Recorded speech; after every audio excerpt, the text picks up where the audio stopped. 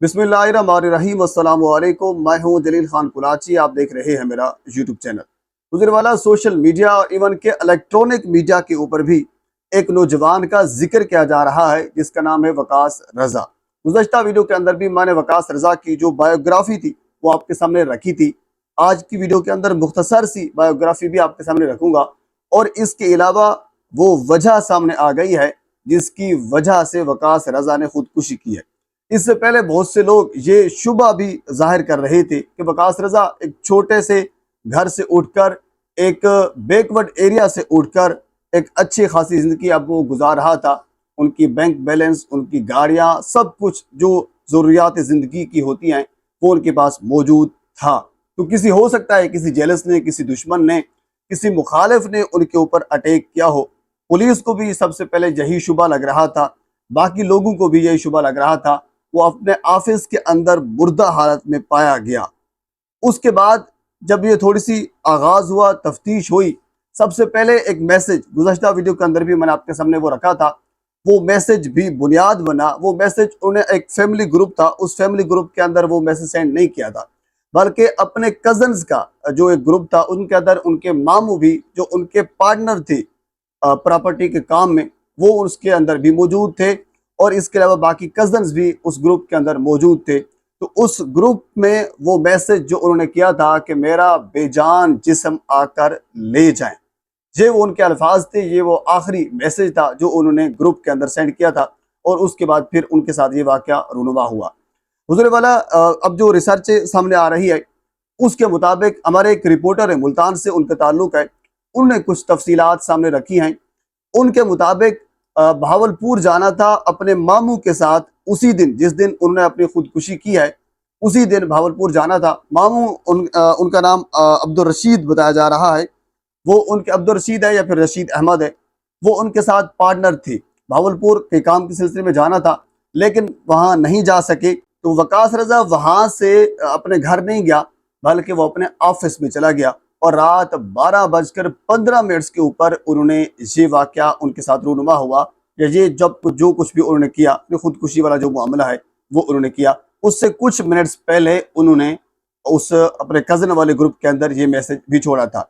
अब इसकी वजह सामने आई है। रिपोर्टर के मुताबिक बेसिकली वजह ये बनी है, जो मुबैना तौर पर बताई जा रही है, वो यही है कि कुछ महीने पहले, सिर्फ चंद महीने पहले वकास रजा की लव मैरिज हुई थी। अब लव मैरिज इनकी हुई। अब मसला इनके घर के अंदर ये चल रहा था, इनकी बीवी इनसे ये मुतालबा कर रही थी कि हमने सेपरेट रहना है, हमने अलग रहना है, हमने अपने आपके माँ बाप के साथ हमने नहीं रहना। जबकि माँ बाप इनको ये कह रहे थे कि हम, चलो ठीक है, हमारा ये छोटा घर है, हम किसी और जगह के ऊपर बड़ा घर ले लेते हैं और वहां हम इकट्ठे रहेंगे। तो ये एक तनाज़ा चल रहा था। माँ बाप ये कहते थे बेचारे कि हम इकट्ठे रहेंगे, कोई बड़ा घर ले लेते हैं, अगर हमारी बहू को कोई इशू है तो उसको हम ख़त्म कर देंगे, बड़ा घर होगा, आप भी वहाँ पे एक किस्म की सेपरेट ज़िंदगी आपकी होगी, हमारी भी सेपरेट होगी, लेकिन हम एक किस्म के इकट्ठे भी होंगे। लेकिन जो बहू थी, जो जो लव मैरिज थी, जो उसका लव था, वो ये कह रहा था कि नहीं, हमने आपके माँ बाप के साथ बिल्कुल नहीं रहना, हमने इनसे बिल्कुल अलग रहना है। अब उसके बारे में एक तरफ उनकी अपनी ज़िंदगी का प्यार था और दूसरी तरफ उनके अपने वालिदैन थे। वहां से भी प्रेशर था, वहां से भी एक प्रेशर था। तो ज़हनी तनाव और इस किस्म का माहौल बना। हालांकि इससे पहले बहुत से लोग ये कह रहे थे कि हो सकता है उनके ऊपर कोई कर्ज हो सकता है कोई मुआशी हालात इस किस्म के हों। ऐसा कुछ भी नहीं था, कोई कर्ज उसके ऊपर नहीं था, कोई मुआशी हालात इस किस्म के नहीं थे। हमारी रिसर्च के मुताबिक बिल्कुल उसकी जिंदगी में जो फाइनेंशियली तौर पर अगर बात की जाए तो वो बिल्कुल सही सलामत चल रहा था और उनके फाइनेंशियली तौर पर जो हालात थे वो इंतहाई मजबूत थे। इसी वजह से वो अपना घर भी तब्दील करना चाह रहे थे। ये छोटा घर था, जो बड़ा घर ले लेते हैं, यानी वो उनके पास इतनी इस्तात थी तो वो बड़ा घर लेने का सोच रहे थे। यानी मुआशी हालात उनके बिल्कुल सही थे। सिर्फ एक चीज़ जो रिपोर्टर शुएब इफ्तिखार साहब हैं उन्होंने बताया है कि वो वजह सिर्फ यही थी कि उनकी बीवी जो उन्होंने लव मैरिज की थी वो उनसे मुतालबा कर रही थी। सिर्फ मुतालबा, आप बेहतर जानते हैं, नहीं था, ये एक किस्म का एक प्रेशर था, एक तरफ बीवी का और दूसरी तरफ वालिदैन का। तो अब उन बीवी के बारे में मैं तो मजीद अल्फाज नहीं कह सकता।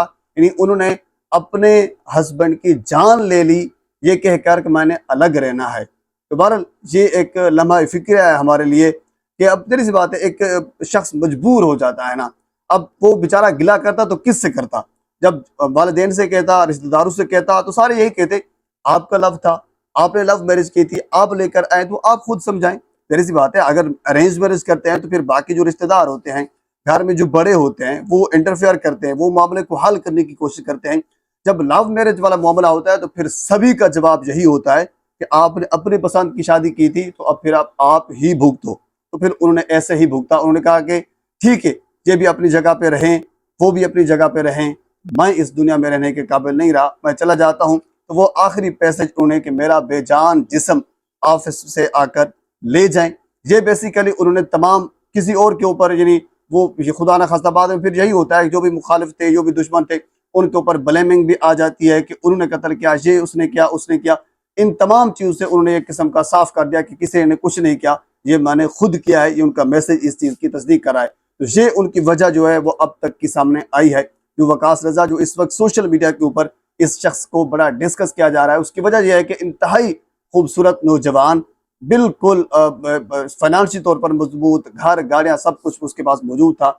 आखिरकार उन्होंने खुदकुशी क्यों की थी, ये सवाल उठाया जा रहा था और इसका बिलाखिर जवाब मिल गया है। पर इस किस्म के अलावा अगर कोई और मजीद स्टोरी को इन्फॉर्मेटिव चीज़ मेरे तक पहुंचती है तो बर वक्त आप तक पहुंचाने की कोशिश करूंगा।